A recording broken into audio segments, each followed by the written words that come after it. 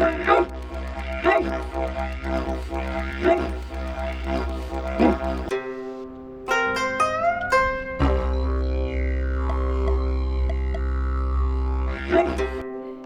bien que le début soit assez choc. Il faut que dès le début, il y ait quelque chose qui accroche.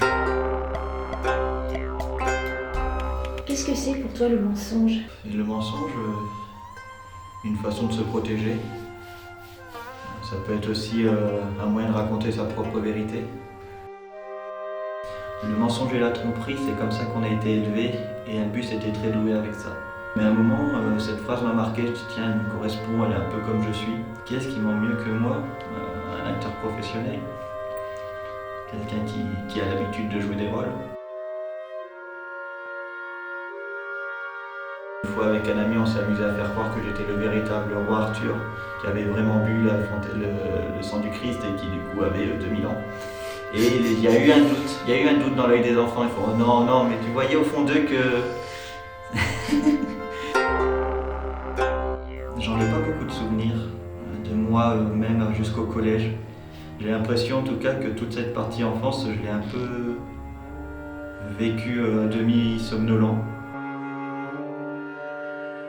J'ai somnolé pendant au moins 15 ans. Et au moment du réveil, qu'est-ce que tu as vu? Plein de choses. Est-ce qu'il t'est arrivé des trucs un peu surréalistes ou un peu fantastiques pendant ton voyage au Japon? Où est-ce que j'étais? Je devais être à Wakito, Hokkaido. Donc on était début mars. C'était juste après ma nuit dehors dans le froid. Je m'étais mis sur le bord de la route, j'avais acheté un petit déjeuner dans un magasin qui traînait et puis j'avais commencé à faire du stop. Et j'avais pour la première fois laissé mon sac vachement loin. Et à un moment, je sens un truc qui bouge dans mon sac, donc je me retourne et là je vois un corbeau qui se barre avec mon petit déjeuner. Je le vois aller dans une forêt, je continue à faire du stop et là je revois, c'est le même corbeau qui passe avec mon petit déjeuner sans le plastique, il avait juste la brioche. Et quelques minutes plus tard, je revois un corbeau venir, je suis sûr que c'est le même. Il se pose à une branche à 2 mètres de moi et il commence à nettoyer son bec contre la branche. Mais je pense que ça valait le coup parce qu'au moment où il s'est posé à la branche et il m'a regardé, il y a une voiture qui s'est arrêtée et qui m'a fait un stop. Je me suis dit, allez, un petit déjeuner pour une voiture qui s'arrête, le deal est bon, je te laisse mon petit déj et puis je m'en vais en voiture. C'est vrai ça ou pas? C'est complètement vrai. C'est vrai de vrai. C'est complètement vrai. Pareil, bravo. Qu'est-ce que tu attends de l'amour? Qu'il apparaisse.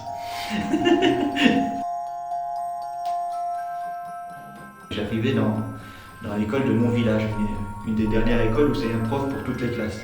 On vient pour visiter l'école avec ma mère et tout de suite en entrant dans la cour, je repère une fille. On a dû faire toute l'école sans que je m'en rende compte, alors que moi je passais mon temps à chercher dehors où est-ce qu'elle était. Donc le temps a passé, les vacances et tout, j'arrive en septembre en CP.